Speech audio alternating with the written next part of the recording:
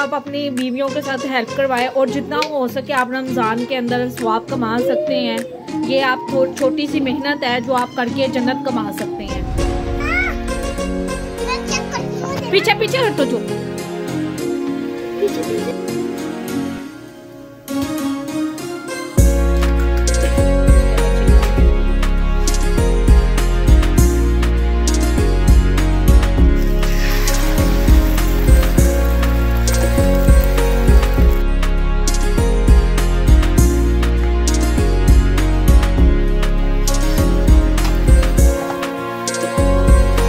अस्सलाम वालेकुम एवरीवन, कैसे हैं आप सब लोग। उम्मीद करती हूँ आप सब लोग खैरियत से होंगे। तो आज आप लोगों के साथ शेयर करूँगी अपनी रूटीन।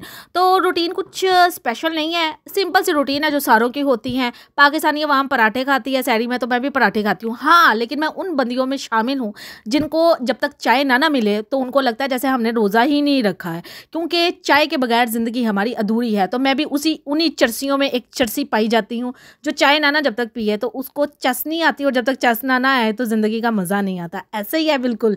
तो उसके बाद क्या, मैंने अपने छोटे छोटे हाथों से जो बड़े बड़े कारनामे सर अंजाम देती हूँ ना, मतलब कि घी शी निकालती हूँ सब चीज़ें। तो ये वही घी है मेरे हाथों का निकला हुआ, तो इसके मैं अपने हस्बैंड को पराठे बना कर देती हूँ। और आपको पता है पूरा साल हम पराठा नहीं खाते क्योंकि हम रोटी ही खाते हैं, और साल में रमज़ानुल मुबारक आता है, इसमें हम दम दबा के पराठे खाते हैं। और मेरे हस्बैंड को मैं भर कर घी लगाकर पराठे खिलाती हूँ, और मेरा और मेरे हस्बैंड दोनों का ना वेट गेन हो जाता है रमज़ानुल मुबारक में। और हम अफ्तारी से ज़्यादा अब सहरी में एहतमाम करते हैं। जब मेरी नई शादी हुई थी ना, तो मैं सहरी में तो एहतमाम करती थी, लेकिन मैं अफ्तारी में भी करती थी, क्योंकि मेरे देवर की भी शादी नहीं हुई थी। मेरे हस्बैंड भी उन दिनों गार्ड होते थे, उनकी ड्यूटी का इतनी टफ रूटीन नहीं होती थी, तो मैं बहुत सी चीज़ें घर बनाती होती थी। उसके बाद भी मैं बनाती रही हूँ, लेकिन फिर मेरे हस्बैंड की ड्यूटी का स्केड्यूल कुछ ऐसा हो गया कि वो रमज़ानुल मुबारक में घर ही नहीं होते थे, मैं अकेली होती थी। और अकेले बंदे ने रोज़ा खोलना तो फिर वो होता है बस पानी से भी खोलो, चाय का कप मिल जाए, चर्सियों को तो इतना ही बर्थ है। तो उसके बाद मैं पराठे कुछ ऐसे बनाती हूँ, डायरेक्ट पेड़ा लेती हूँ, उसमें घी डालती हूँ और उसको ऐसे ऐसे करती हूँ, और ऐसे ऐसे कर बस ऐसे मैं बना लेती हूँ, क्योंकि मैं ट्रेंड हो चुकी हुई हूँ। तो उसके बाद ये बनाने के बाद सबसे पहले मैं अपनी ना चाय बनाकर साइड पे कर लेती हूँ, ताकि मेरी चाय लेट ना हो जाए, क्योंकि मैं पुरसुकून तरीके से चाय पीकर उसके बाद मैं अपना रोज़ा रख लेती हूँ। तो यहाँ पर मैं फटाफट पेड़े बना दी हूँ, और यकीन करेंगे वीडियो बनाना ऐसा ही है जैसे मेरे सिर के ऊपर कोई सांस मुसल्लत हुई हो और मैं काम कर रही हूँ, ठीक है। जबकि ऐसा रियल में ऐसा नहीं है, क्योंकि मोबाइल के सामने ना इंसान थोड़ा सा हेजिटेट फील करता है, बस जल्दी जल्दी से काम करे। हर औरत को यही होता है, जल्दी से सहरी बनाकर आराम सुकून से बैठ जाए अपने काम समेट कर किचन। तो ये वीडियो बनाओ ना तो ऑटोमेटिकली कोई ना कोई चीज़ लेट हो जाती है। तो बहरहाल इधर मैंने पहले उठ गई थी ताकि मुझे पता था मैंने आज वीडियो बनानी है, तो इसलिए मैंने फटाफट डायरेक्ट पराठे के अंदर घी डालती हूँ। वो होता है ना, पहले रोटी बनाओ तो उसके बाद उसके अंदर घी लगाओ, उसके बाद दोबारा से पेड़ा बनाओ, तो ऐसा कोई चक्कर वक्कर नहीं है। डायरेक्ट डालो और डायरेक्ट बनाओ और डायरेक्ट खाओ। डायरेक्ट काम करना मुझे बहुत पसंद है।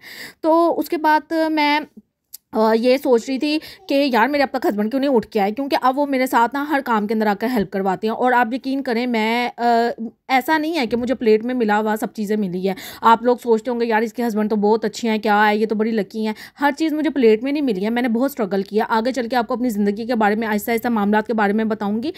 किसी भी औरत को ना हर चीज़ बैठे बैठाए नहीं मिलती है, उसको एक अपना आप मारना पड़ता है। बहुत सी ऐसी ख्वाहिशात थी जो मैंने दफन कर दी थी, ठीक है ना। मेरी यंग एज में शादी हुई थी, बहुत सी ऐसी ख्वाहिशात चीज़ें अपने शोहर के लिए मैंने दफन कर दी थी। तो उनका दफनाने का आज ये मुझे सिला मिल रहा है कि वो आंडा बना रहे हैं। अगर आप भी चाहती हैं आपके हस्बैंड आपको आंडा बनाकर खिलाएं, तो आपको भी अपनी बहुत सी ख्वाहिशें थोड़ी बहुत दफन करनी ही पड़ेंगी। एक दफ़ा आपको उनके रंग में डलना पड़ेगा, फिर आपको उनको अपने रंग में डालना पड़ेगा। और सबसे पहले भी मैं कहती हूँ, इनको ना मैंने भी इतना अपने रंग में नहीं डाला जितना कि ना मेरे इन लाज में इनका साथ दिया। मैं कहती हूँ जब ना ये इतना काम नहीं ना करते होते थे, मशहूरी इनकी बहुत होती थी, यार ये तो बहुत काम करता है, ये तो बहुत काम करता है, ठीक है। लेकिन मुझे फिर दुख होता है यार ये बंदा इतना काम तो करता नहीं है, इसकी मशहूरी क्यों इतनी होती है। फिर वक्त बदलने पर अल्लाह कादिर है, और मेरा तो हर वक्त मेरे अल्लाह ने ऐसा संवारा है कि मैं आपको बता ही नहीं सकती हूँ। तो अब मेरे हस्बैंड ना काम भी करते हैं, अब मुझे दुख नहीं होता। मैं कहती हूँ जो इंसान आपके ऊपर इल्ज़ाम लगाए ना, आप उसके इल्ज़ाम को ना सच कर दो, खासकर जब ससुराली लगाएं, ठीक है ना। आपने दिल पर नहीं लेना, दिमाग पर भी नहीं लेना, आपने डायरेक्ट ना जाकर वो काम कर देना है। फिर आपको ना इससे दुख नहीं होगा, आपको इससे दिली सुकून मिलेगा, क्योंकि जो इल्ज़ाम लगाए उसके इल्ज़ाम को ना वो कहते हैं ना ठप्पा लगा के सच कर कर दे हो तो टेंशन ना लो, यही हिसाब है। तो मेरे हस्बैंड कहते मैं इतना कुछ करता हूँ फिर भी मुझे ये सुनने को मिल जाता है ये अच्छा वो नहीं है, भाई नहीं है, अच्छा ये बेटा नहीं है, या रन मुरीद है, तो इससे बेहतर क्यों ना मैं पक्का रन मुरीद बन जाऊँ। तो मैंने कहा ये बात तो मैं आपको इतने सालों से समझाती तो आप क्यों नहीं समझते हैं, यही तो असल मकसद है। तो फिर उन्होंने कहा अच्छा ये था, इतने सालों में मुझे क्यों नहीं तुमने ये बात बताई। तो मैंने कहा अब बता रही हूँ ना, अब आपको खुद समझ आई है ना, मैं आपको जितना मर्जी समझा लेती आपको समझ नहीं आनी थी, आज आपको खुद समझ आई है ना तो आप आए हैं। तो आप भी जितनी भी बहनें मुझे इस टाइम देख रही हैं ना, तो पाकिस्तान में मैंने कहा है ना कि अगर जब तक आप ये जुमला अपने ऊपर फ़र्ज़ नहीं ना करोगे रन मुरीद ऐ ते बुढ़ी दा करदा ही बड़ा ऐ ते पाकिस्तानी बंदे ते लगे बुढ़ियां दे थल्ले ने, तो जब तक आपकी ज़िंदगी पुरसकून नहीं गुजरेगी। तो आज देखिए मेरी ज़िंदगी की पुरसकूनी का मकसद ही यही है कि मेरे हस्बैंड ने आज जाकर ये रियलाइज़ किया जितना मर्जी मैं अच्छा भी कर लूँ ना फिर भी मुझे मेडल यही गले में डालने को मिलना है, तो क्यों ना मैं इसको सच करूँ और अपनी बेगम खुश रखूँ। तो उसके बाद ये हम अंडा शंडा बना रहे हैं, तो अंडा शंडा बनाने के बाद सुकून से दस्तरखान पर जाएंगे, बैठेंगे, खाना खाएंगे। और मैं ज़रा पहले सैरी बनाती हूँ क्योंकि ना वो मज़ा नहीं आता मुझे हड़बड़ी के अंदर एंड तक ना बस काम में लगा रहो। मतलब कि मैं इतनी पहले जाती हूँ कि अपनी सैरी बनाकर अपना किचन अच्छे तरीके से नीट एंड क्लीन करके कुछ अपने बच्चों के लिए भी अगर मैंने बनाना, क्योंकि मेरा रोज़ा होता है और मैं लेट उठती हूँ जो एज़ यूजुअल, तो मेरे बच्चों को भूख लगी हो तो मैं उनके लिए रोटी बना कर रख देती हूँ ताकि वो स्कूल से आएँ तो वो खाना खा सकें। तो उसके बाद मैं यही सोच रही थी कि ये 4 दिन की चांदनी है, उसके बाद ना जब मेरे बच्चों ने बड़े हो जाना है फिर मेरे भी फरमाइशी प्रोग्राम स्टार्ट हो जाने हैं, उनके लिए भी मुझे मेहनत करनी पड़नी और इंशाल्लाह ताला मैं ज़रूर मेहनत करूँगी अपने बच्चों के लिए, क्यों नहीं करनी मेहनत।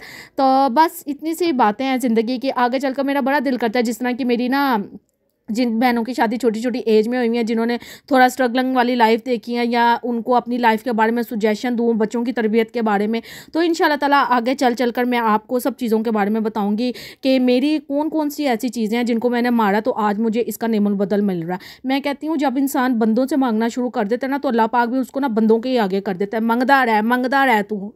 और जब आप अल्लाह से मांगना स्टार्ट कर देते हैं ना तो फिर अल्लाह आपको देने लग जाता है। और मेरे साथ ऐसा ही हुआ, मेरी ज़िंदगी बदलने में अल्लाह कादिर है, हर इंसान की ज़िंदगी बदलने पर अल्लाह कादिर है। तो मेरी ज़िंदगी को मेरी दुआओं ने बदला है, साफ सीधी सी बात है। वो नीयत देखता है अल्लाह। हम लोग इतने मुनाफिकत से बड़े लोग हैं ना, मैं आपको क्या बताऊँ, हम दिलों के अंदर मुनाफिकत रखते हैं, मुंह के ऊपर मुस्कुराहट रखते हैं, ही हाँ, जबकि अल्लाह ने हमारी नीयत सिर हमें मुराद लगानी होती है। तो मेरी जितनी भी मुरादें मुझे लगी हुई हैं ना, मेरी नीयत सिर लगी हुई हैं, क्योंकि मेरा दिल बहुत से लोगों के लिए साफ़ होता है। हाँ, जब मेरे दिल के अंदर किसी के लिए बुग़्ज़ और कीना हो ना, मैं इग्नोर करती हूँ, स्पेस दूर हट जाती हूँ कि क्या फ़ायदा ऐसे रिश्ते को लेकर चलने का जिसके अंदर मोहब्बत ही नहीं है। लेकिन पाकिस्तानी अवाम ऐसी ही है, पाकिस्तानी फैमिलीज़ ऐसी ही हैं, तकिए घसीटी समझौता एक्सप्रेस बस। और उसके बाद ये रात को जब बच्चे सो रहे होते हैं ना, इतना प्यार आता है ना बच्चों पर, सारा दिन ये जो बच्चे नचाते हैं ना माओं को, तो रात में उतना ही प्यार आता है। तो मैं भी अपने बच्चे को यहाँ पर प्यार करी थी। उसके बाद मेरे हस्बैंड ने फिर से फरमाइशी प्रोग्राम मेरे सामने किया पेश, कहते हैं आज ऐसा करो आलू के वो बना कर खिलाओ। तो मैंने कहा फिर आप मदद करवाए ना मेरे साथ। तो उन्होंने कहा हाँ मैं ज़रूर तुम्हारे साथ हेल्प करवाऊंगा। तो ये मेरे साथ प्रॉपर हेल्प करवा रहे थे। तो ये आलू उनको बहुत पसंद है तो वो कटिंग कर रहे थे। और जब उन्होंने इनको आलू काटना भी नहीं आता था, और जब इन्होंने फर्स्ट टाइम मेरी शादी के काफ़ी साल बाद, शायद पिछले साल आलू पहली दफ़ा काटा था, तो इन्होंने इतना गंदा काटा था ना आलू कि मैं आपको क्या बताऊँ, वो आलू कुछ बनाने के काबिल नहीं रहा था, उसको कचरे में ही ज़ाया किया था।